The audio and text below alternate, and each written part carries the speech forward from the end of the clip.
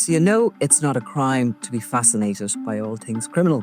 And if you do like delving into the underworld, why not join us for a special live show on March 27th at the Cork Opera House. We'll be talking about the making of a cartel and all the wild and crazy stories that happened along the way. So why not join us for this special live show? Tickets from corkpodcastfestival.ie. So the last time we saw Christina Gallagher, she was being chased by her good self out of Dr Quirkey's Good Time Emporium. Do they still use the full name in Fibsborough? I believe they do, yeah. Ranch. And it's a good time in their opinion. Some people might say it's not the most glamorous. She'd been in there doing the slot machines, basically. It's not Monte Carlo, no. No, it's not Monte Carlo.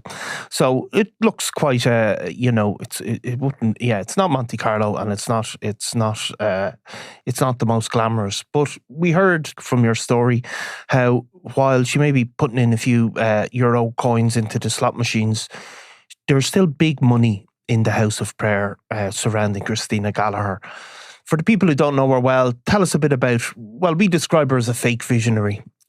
She's someone who back as far back as the 80s had basically been claiming to speak to Mary, claimed to have stigmata, went on to claim to speak to Jesus directly. She set up a house of prayer in Achill in County Mayo back in the 1990s and got quite a lot of following. You know, a lot of people believed in it. Eventually, the Catholic Church kind of backed away from it. I think initially there was a bit of support for it under certain conditions. I don't think those conditions were necessarily met. And, the Catholic Church later came out and said, look, we don't give her back into the House of Prayer. So over the years, I suppose the big issues with the House of Prayer would have been that there seemed to be a particular focus on getting donations in and getting money in from followers. And people would have given millions over the years to them. And then our former colleague, Jim Gallagher, would have done a lot of digging back in the day on this and found, various mansions that she'd been staying in with things like jacuzzi baths and all that sort of stuff, fancy cars, etc., which would suggest a kind of a lavish lifestyle for somebody who is supposedly a devout. Yeah, coming straight from God. Woman. Now, she had a lot of very apocalyptic visions. Would have been, the end of the world is coming. And a lot of her, I suppose you could call them clients or followers, they tended to be older people really around the country who were, I suppose, hearing the world was going to end, and sure, if the world's going to end, you might as well hand up your money. Exactly, yeah. There would have been a lot of elderly people who would have been very religious, devout kind of people, and probably thought they're coming towards the end of their lives. Yeah. Anyway, some of them, there were obviously much younger people as well involved, but yeah, there would have been an older cohort, all right, following her. So there's a couple of very unusual things about her. Like she it's amazing the level of following she got, which she ultimately would bring to the US, which is the focus of your story. And also, I suppose, the structure of the House of Prayer. I mean, it was initially a charity, but it effectively becomes a regular company, which is... In Ireland, it became basically the charities regulator, or the revenue took away its charitable status about a decade ago in Ireland. So it's just a company here that, like a regular company. But you have to, and if you're a company and you're registered as such, you have to file accounts, so you can see some of it. I mean, it's not a regular company because obviously it generates money from donations to do with intervening directly with God, effectively. But in the US, she also became quite a big figure in that kind of underground world of visionaries and saving us from the apocalypse. Yeah, she'd have a bit of a global following, and there's obviously there's a lot of kind of support in the US maybe for people who are kind of who are claiming to speak to Jesus and claim to have a direct line like that and speak to Mary. So she expanded to the US a number of years ago and to a number of different parts of it. Like I think at the moment they have Minnesota, Florida, New York. I think they had a couple more as well beyond that previously, but dotting around they had these different House of Prayer kind of satellites. Centers there. Like the New York one, for instance, was bought there just around the time of COVID for, it was a former synagogue, paid $2.2 million for it. Like, so you're talking big money on some of these properties. Yeah, because we have the overall figure there over, she obviously has to register these donations in the US, and it's... Yeah, in the US it's slightly different. So while they're restricted to charitable status in Ireland, in the US they still have kind of tax-free exemption because they say they're a non-profit company. That's the whole aim of them is, just to kind of promote the House of Prayer and her teachings, etc., etc. And despite all the bad publicity, which has definitely affected the House of Prayer, I mean, it had a heyday in Ireland, and that heyday is definitely past. And there's, she's certainly not generating the sort of money she once would have. But in the US, I mean, it's 5.4 million over the space of 5 years. And we then hear details as well of the huge amount of assets they have, including gold bars. I mean, the gold bars was a funny one. Yeah. They have 8.5 million worth of assets, and that includes property. It includes cash and gold bars. Yeah, funnily enough. Pretty much, yeah. So quite a lot of that's actually in cash in the bank or investments and stuff like that. So it's not even, you'd expect that a lot of it would be property, but I think it was, from the figures, it was more than 3 million in kind of money that was either invested or in interest-bearing accounts.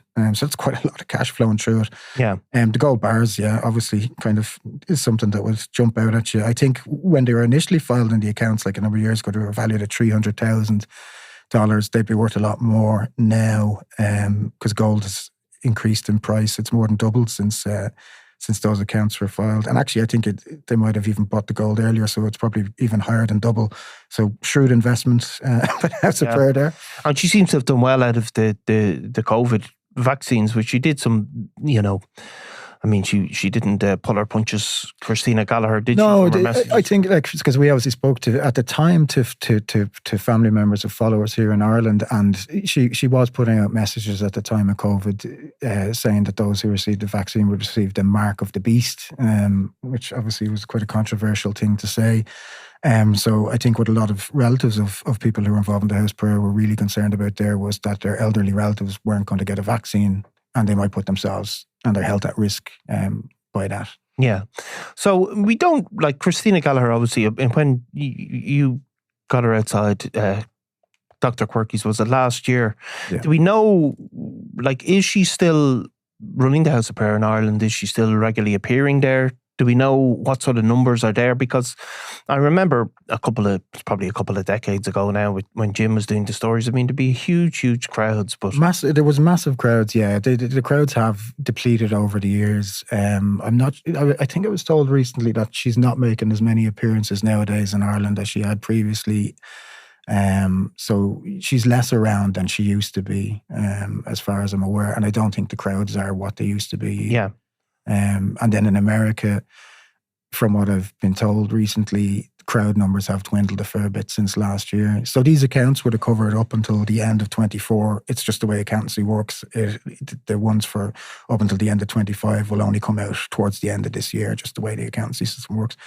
So I don't know what revenue she took in 2025. So that would have been after, she was seeing gambling. But from talking to people over there, it certainly seems like there's very few people going now to the House of Prayer. Yeah, I mean, it's not a great look for a prophet, is it? No. Being Dr. Quirkey's, in Finsbury, I wouldn't have thought.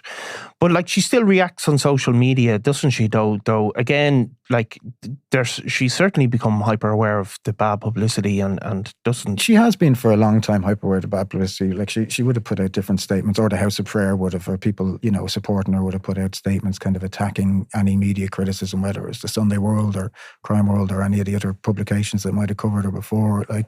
For the after she was spotted gambling, they put out a statement a while later saying that she'd been on a hospital visit that day, and her friend, another former House of Prayer member, had been driving her back from the hospital past the casino and just thought, I'll bring her in here to cheer her up after a hospital visit. And he said that he gave her the money to gamble that day. But I suppose the problem for that is, if they just happened upon it, was that obviously a lot of witnesses there had said they'd seen them multiple times and had even provided pictures on other occasions of Christina gambling away. So it kind of made that story seem a bit less strong. Yes, well, clearly she'd been there before, and we've been told by people she was there multiple times and gambling quite a lot over the course of a year. And is she still predicting the end of the world and that type of stuff? Strangely enough, the predictions have slowed down recently since all this. So you used to get these every now and again. They'd pop up, and here's the latest Christina's messages from God, but there hasn't been one in a while. Yeah. I think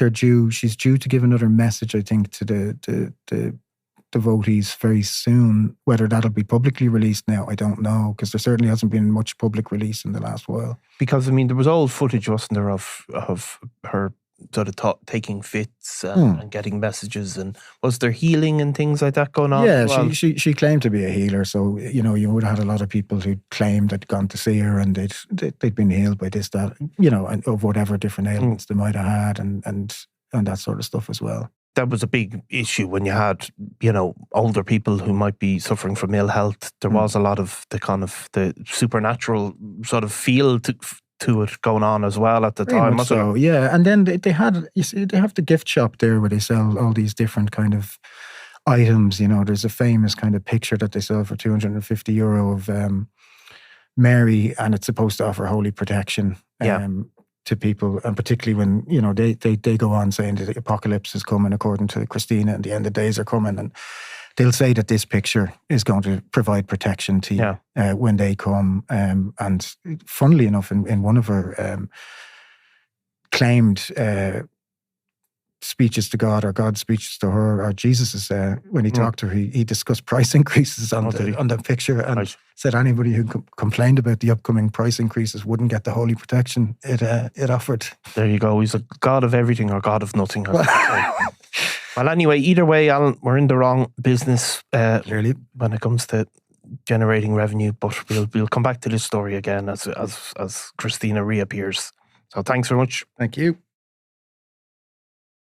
Have you checked out our new website, crimeworld.com, where you'll find ad-free exclusive content, including our new series, The Science of Fear, about the rise and fall of Daniel Kinahan's right-hand man, Thomas Bomber Kavanagh.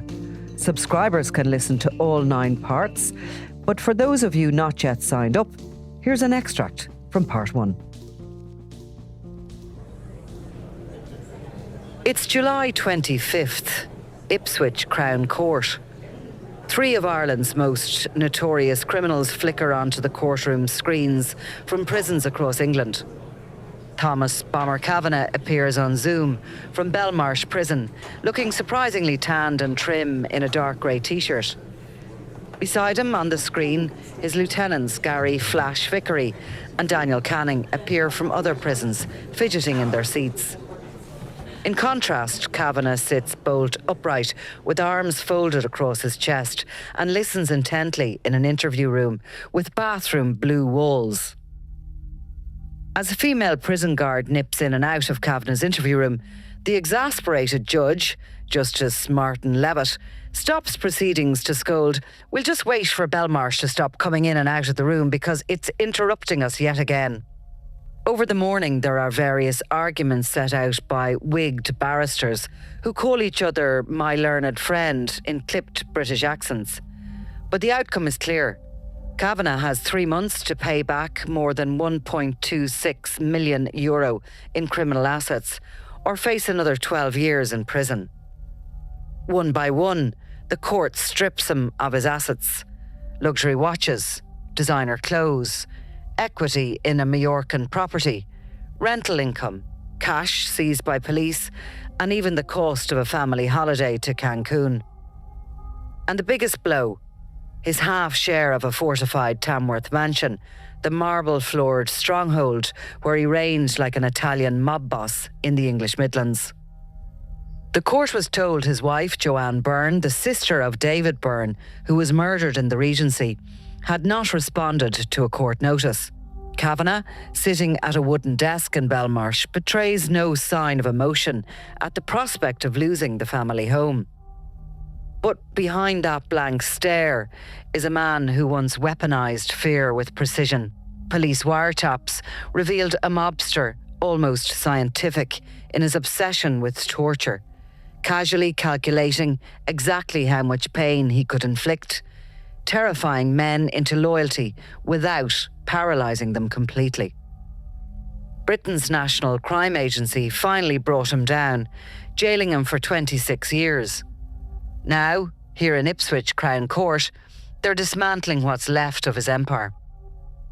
And then, one final twist. It appears that Bomber couldn't do his time.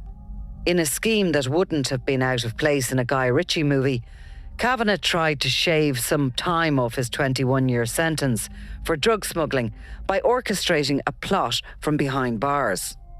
Hoping to dupe authorities into handing him a lighter sentence, he tried to lead the National Crime Agency officers to a weapons stash. Instead, he was rumbled and slapped with another 6 years. We spoke to some of the NCA officers who were involved in taking Bomber down, including one who was tasked with following the money. It was a job that took him across international borders. This particular case, I would say, was complex because we had overseas assets in Ireland and in Spain, Lanzarote, and there was also the inquiries when pulling together the investigation as well. Because there was Dutch hauliers involved. There was drugs were coming in, say, from the Netherlands. They were coming in from Spain. So there was quite a lot of international partners we were involved with when we were pulling this together. So the actual value of the drugs, which was agreed on between the prosecution and defence, eventually was 10,470,833, and that was it was 3,750,833 of cannabis and 6,720,000 pounds worth of cocaine. The benefit figure for Thomas, with all the other assets involved, we agreed on just over 12 million of benefit from his criminality. And we started off somewhere around 15, 16 million. So we've come down about 4 million. And the majority of that is the difference in value of the drugs. Knowing the significance of him, it was really great result to get him convicted and now to get the confiscation order against him as well and have that benefit hanging over him. Officers who went through the rows of designer gear in Bomber's gated mansion were astonished at the sheer scale of luxury goods. The drug proceeds had been splurged on luxury and security in almost equal measure. The place was sealed, reinforced doors, bulletproof glass, and cameras covering every approach. Inside was a display of wealth that would rival that of Imelda Marcos. Money was lavished on Moncler jackets, a shoe collection worthy of a Saudi princess, and a watch collection fit for a Premier League dressing room. The list goes on. 30 pairs of identical Armani jeans, Gucci labels, a collection of handbags that a Kardashian would be proud of. This was how the cartel's profits were laundered, through spending sprees and rolls of cash handed across the shop counters in Harrods. The definition of ill-gotten gains was hanging in wardrobes in his luxury mansion in Tamworth. Cartel members know the risk of peddling drugs across international borders, but when officers start rifling through their six-figure wardrobes, confiscating their luxury watches and handbag collections, it does hit a nerve. A lot of criminals are quite happy, getting imprisoned for the crime is part of the job. But when you actually say, now we're going to take all your assets, that's when it gets personal, because that's the reason they're committing crime, is for their lifestyle. That's their job. And we are then taking it all away or getting an order to take it away. So that's when it can get quite personal. The court's inventory of Bomber's lavish spending gave an inkling into just how far removed he'd become from the day-to-day drug trade. He oversaw the delegation of smuggling routes, of finance and of enforcement to trusted lieutenants. The proceedings in Ipswich Crown Court didn't just mark the fall of Thomas Bomber Kavanagh's personal empire, they also signalled something far bigger. Bomber's collapse marks the first true fracture in what had long looked like an impenetrable underworld machine. The cartel's chief strategist, the man who kept its international supply lines running smoothly, had finally been taken down. Seen as untouchable for years, his sentence for importing tens of millions of pounds of drugs was a major shot across the bow of the Kinahan cartel, And just 2 weeks after Kavanagh's sentencing, the United States raised the stakes. And so today, the United States Department of State is pleased to announce a reward of up to $5 million for information leading to the financial disruption of the KTCO or the arrest and convictions of its leaders, Christopher Vincent Kinahan, Daniel Joseph Kinahan, and Christopher Kinahan Jr. You've been listening to an extract from our 9-part series, The Science of Fear, about the rise and fall of Daniel Kinahan's right-hand man, Thomas Bomber Kavanagh. To listen to all 9 parts, log on to crimeworld.com and hit subscribe.